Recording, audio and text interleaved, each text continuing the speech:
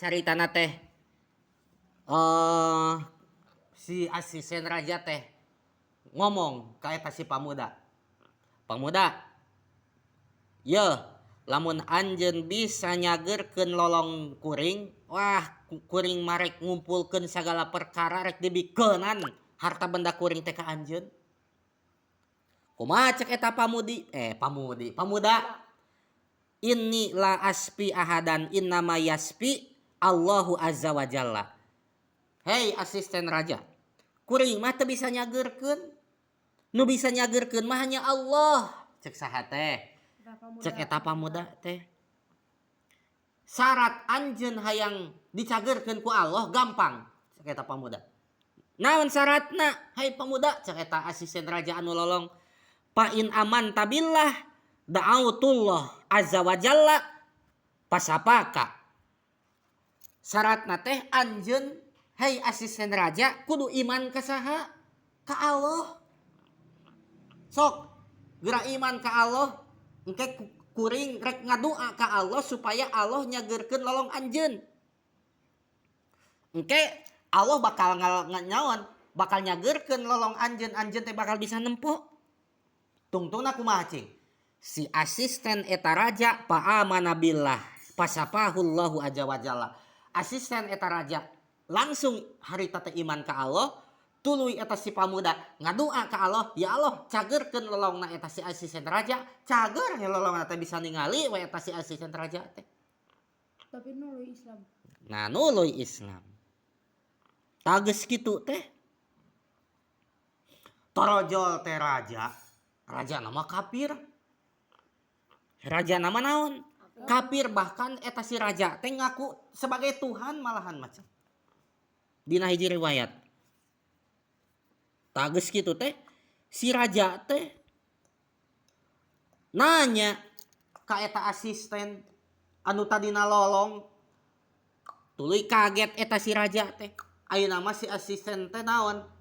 Bisa nempo. Nanya eta si raja teh ka asistena. Man radda alaika basoroka. Saha anu ngembalikeun panempo anjeun sehingga anjeun ayeuna mah bisa nempo deui. Tuluy eta si asisten raja nemalan ka eta raja. Qala rabbi, nu bisa ngabalikeun nempo kuring teh nya eta pangeran kuring, tegesna Allah. Cek saha teh? Cek eta asisten teh. Tuluy eta raja teh nanya deui ka eta asistena, walaka rabbun ghairi, naha aya pangeran salianti kuring? Cenah cek saha teh? Cek si raja teh. Gak gabah sia nyebutkeun aya pangeran salianti kuring. Tuluy kumaha? Asisten raja nemalan, Allahu rabbi wa rabbuka. Hei raja, ari Allah eta teh pangeran kuring jeung pangeran anjeun. Maka eta si raja bendu amek ka eta asistena sehingga eta si asisten raja disiksa teu eureun-eureun ku raja teh. Disiksa teu naon-naon? Teu eureun-eureun. Jebet disiksa. Jebet disiksa. Sajaba disiksa teh ditanyaan, kunaon pangna anjeun ngadon iman ka salianti kuring? Cek eta raja.